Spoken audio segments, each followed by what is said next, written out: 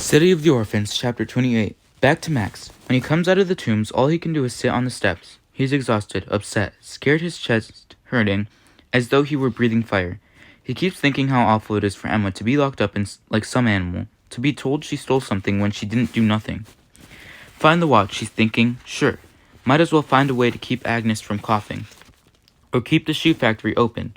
Or find $1,000,000 on the street. He reminds himself he needs to buy the day's papers. Start selling. They're gonna need every penny. Max even thinks about getting a job selling a morning paper. Maybe the Times. He'd have to get up by 4 in the morning. Peddle the world in the afternoon. He could do it. Though Max knows he needs to get to Papa and then Mama to tell him what Emma said. He keeps sitting there. He's worried what's gonna happen when he tells his parents how bad it is for Emma. He knows how scared they are. Even if they get a lawyer, how are they gonna pay him? What's a lawyer supposed to do? Anyway, talk about sending Emma back to Denmark is terrible. And now, she needs money for food, and they need a dog for Agnes. Nobody's saying it, but the money Emma made at the hotel was big. It's gone. What are his parents gonna do? And Willa, where'd she go? Max wonders if he'll ever see her again. The thought comes to him that maybe the plug Argleys got her. Nah, she knows how to fight back. Glad somebody does. But Willa never said she'd move in with the family. He thinks about how mad she was when he told her what Mama said. Don't understand why. He remembers Willa's alley. It's the only place he knows where she might have gone. Could look for her there. But he don't have the time. Has to get to Papa. Forcing himself up, Max walks the 20 blocks of the Stanton Street to the shoe factory where Papa and Agnes work. Dreading talking to Papa, he goes slowly, stopping to watch men dig in the streets, as they always seem to be doing. As he looks on, he thinks about that joke, how in America it's easy to find gold in the streets, with all the digging they do around town. Max sometimes thinks they're looking for it under the streets. Well, good luck. City of the Orphans, Chapter 29. The factory where Papa works is a 3-floor wooden building. On the first floor, they make chairs and tables. The second floor, suits and coats. It's on the top floor that they make the shoes. Max goes up the wide steps which are on the outside of the building. As he climbs, he hears hammers and saws on the first floor, steam and clacking scissors on the second. The third floor is big, open, crowded, murky. Just a few skylights, mostly coated with soot and ash. Most light comes from dangling, flickering electric lamps. People work half in light, half in shadow. Over large tables, it all stinks of leather, dye, horse glue, and people. Tobacco smoke floats through the air like layers of cake.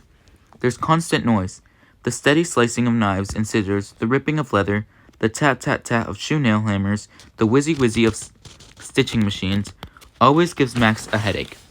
The foremen, there are a few of them walking about the floor, bark at workers, praising him or pointing out mistakes, urging everyone to work faster, reminding them that they make their money by the number of shoes they turn out each day. In one corner, there's a big, whining electric motor that runs the leather drive belts that go up to the ceiling and then down, running the cutting and stitching machines on the floor. The wide belts and machines scare Max. People have lost fingers. Someone lost a hand. Agnes once told him the factory joke. What do you get if you lose a hand? A free one-way carriage ride to the hospital. Well, good luck, again. It's always hot, even in winter, with maybe 50 guys working in sweaty undershirts, hairy chests open. Every time Max visits, he's reminded of the goblin shoemakers from the bedtime stories Mama used to tell. What Papa does is cut thin leather for ladies' shoes, works 12 hours a day with large scissors. Thank goodness not a machine. The pay? $1.20 each day, depending how many leather pieces he cuts. Naturally, if you get sick, you don't get paid. As for Agnes, she puts laces into finished shoes. Her wage, 25 cents a day. Papa once told Max he got his job because his hands were big, but Agnes got her job because her fingers were small. Best thing about America, Papa once said, she uses all kinds. It takes Max a while to spot Papa. He's at the far end of the floor, bending over a large table cutting red leather from a pattern. Every time he cuts a piece, he sets it into a pile, then marks a little book. That way, the foreman can't cheat on his wages, which Max knows they sometimes do. Papa is hunched over his work that even when Max is standing right next to him, he don't notice. Papa, Max shouts, Papa, with a start. Papa looks round. Seeing Max, he drops his scissors and leans towards him, big hands gripping Max's shoulders, sweaty face close. Did you see her? Max nods. Is it bad? Yeah, Papa groans. Agnes appears from somewhere, listening, staring at Max with her big eyes. She says, What did she say? Quick as he can, Max repeats his conversation with Emma. As he speaks, he keeps looking away from Papa, 'cause his father's eyes are full of misery. It upsets Max. Mostly, he talks to Agnes. Agnes gazes at him, hardly blinking, listening intently, now and again clearing her throat or stifling a cough. And, says Max, she's going on trial. On trial? Cries Papa, stepping back like a boxer getting hit by a really hard punch. She can't get free, says Max, till we find the watch. What watch? The one they say she stole. And Papa, she needs money for food. They don't feed her? Gallus, a voice booms over Max's head. Why ain't you working? Max looks up. It's the foreman, a man he knows as Mr. Purnham, tall, with a curly black hair. Mr. Purnham always wears a straw hat, cocked at an angle. You're losing money, Gallus. The both of you. Who's the kid? He's my son, says Papa, fingering his mustache. You find a lawyer? Max whispers. Papa says, Agnes is trying. Expensive, probably. With a weird look at Purnham, Papa steps away from Max, picks up his scissors and bends over his table, starting his clipping again. Agnes is back to work, calling, Max, go tell Mama. Go to school, kid. Purnham yells. Learn to make money. Take care of your pa in his old age. Ha ha. Papa darts a look at Max. Go tell your mother. We'll talk later. In the dim light, Max sees Papa's eyes are brimming with tears. The sight fills Max with pain.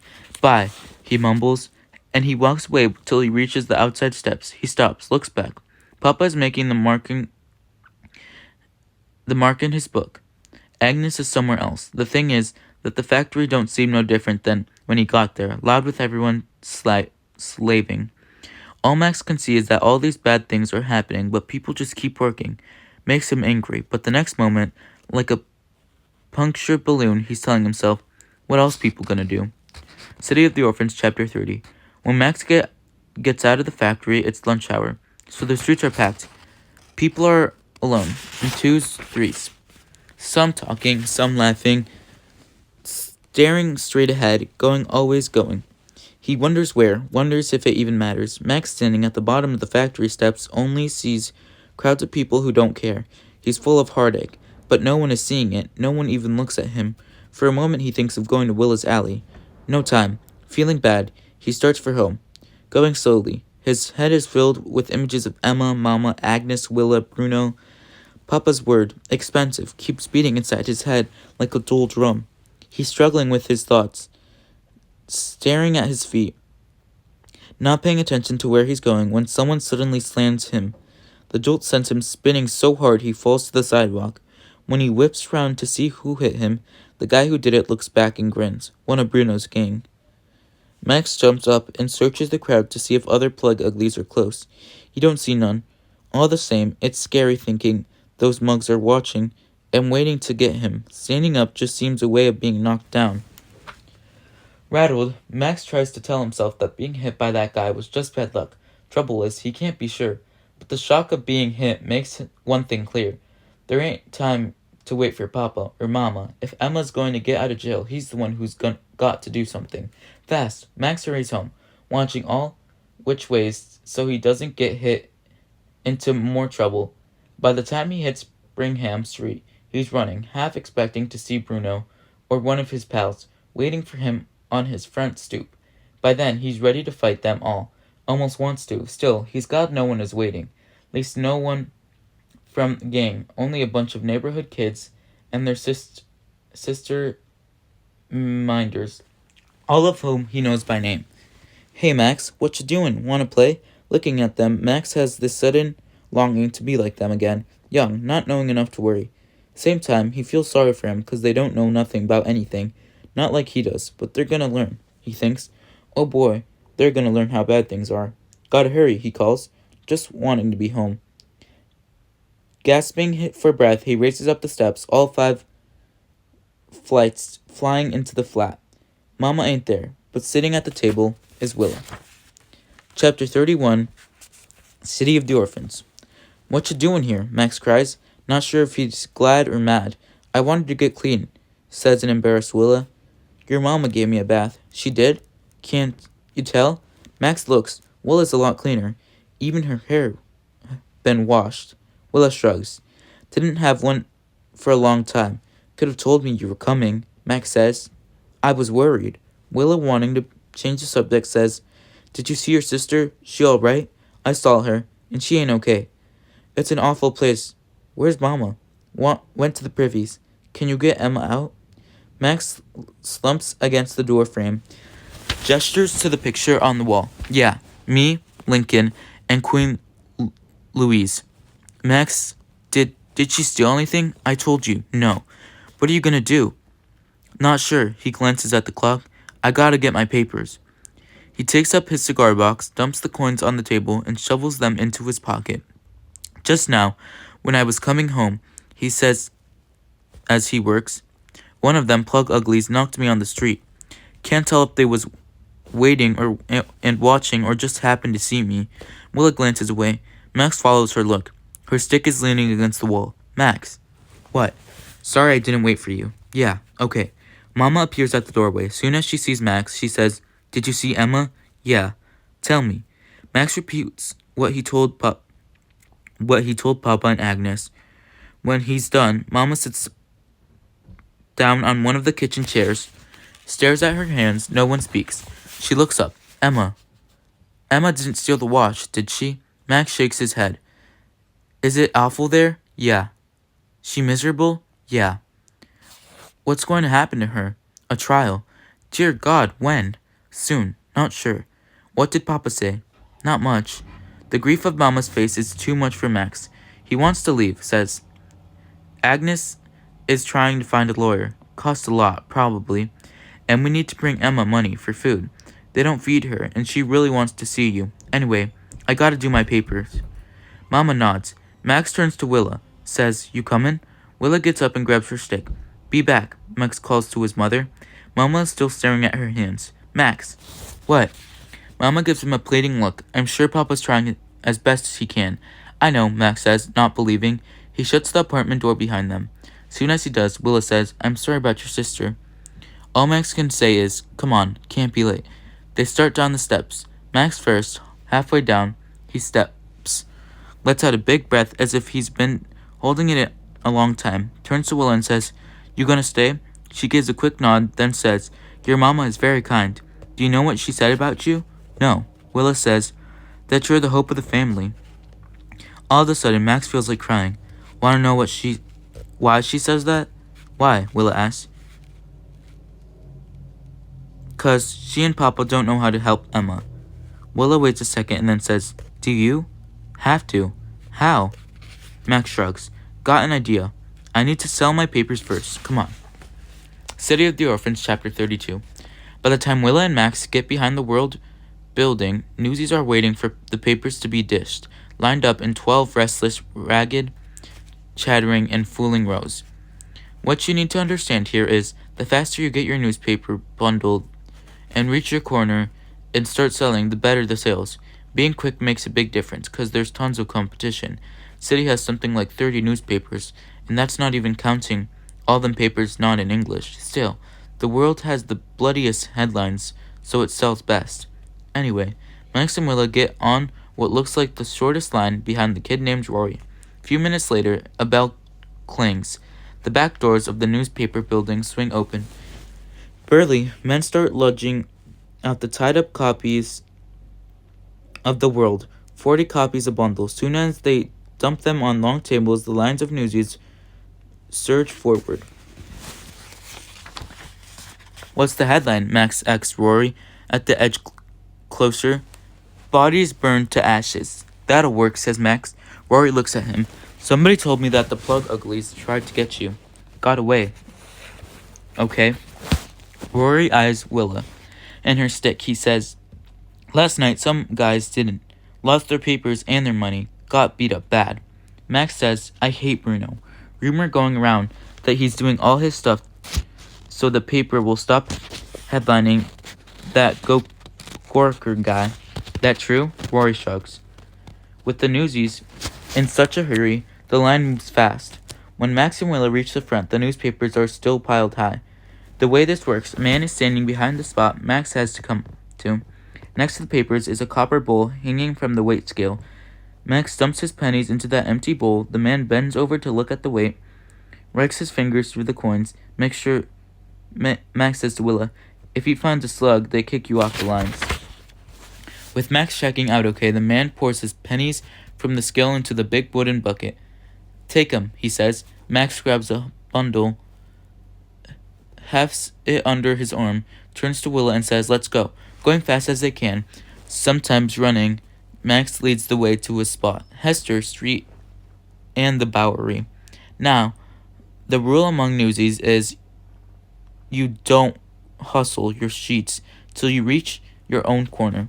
See, you're not supposed to go against your own guys either, which is Max's case are world newsies. Of course, you don't care if it's some kid peddling another sheet like the Post. As Max and Miller run, they don't talk much. Max is too busy scanning the front pages, figuring out his shout. Same time, both of them are watching for the pug uglies. They don't see none. When they get to Max's corner, Willa sits down on some steps just outside a small pickle shop. Stick across her knees, Max goes to his selling spot, holds up a paper, and starts his cry. Hey, read all about it. Latest news, bodies burned to ashes, terrible horror, up in Canada, blood, bones, awful news, right here in the world, just 2 cents. The world's greatest newspaper. Whenever Max sees someone looking his way, he runs and shoves the paper at him. Here, sir, here, ma'am, all the hot news. Being near the L station, lots of people come by, especially during evening rush hours. Sometimes Max makes his sales, sometimes not. Hard work making a sale, but it's great having Willa there, 'cause Max don't have to lug his whole bundle every which way. He does have to be louder than the elevated train that's rumbling overhead, and the yelling teamsters, and the street seller's cries, and the fire wagon which goes racing by, bells clanging, horses charging, pumper pouring smoking, firemen in helmets and rubber jackets running alongside. If Max wasn't selling papers, he would chase them. The city is full of fires, and he loves to watch. After 2 hours, Max has only 4 newspapers left. That's fast. Hands Willa 3 of the papers and says, put these behind your back. Why? You'll see. When she does, he goes back to his corner. Bodies burned to ashes, Max yells. Hey lady, this is my last paper. Buy it and I can go home and take care of my sick mother. Honest, come on, give me a helpin' hand. Awful horror up in Canada. My very last paper. Only 2 cents. Sir, I really need to get home 'cause of my sick ma. Yes, sir, my sick ma will bless you. Soon as he sells that paper, he runs back to Willa, grabs another, does the same thing again with the same sick mother shout. In 20 minutes, he hustles his last sheet. See, he says, I just can't do it too much. Does it always work? If it don't, I can go into a drum and sell to drunks. But they give you little or too much. You get arguments either way. Anyway, he says, patting his pockets, made my 8. You ready to go? Where? Gonna see the detective Jimmy told me about. You serious? Got a better idea? Won't he be expensive? Guess we'll find out, won't we?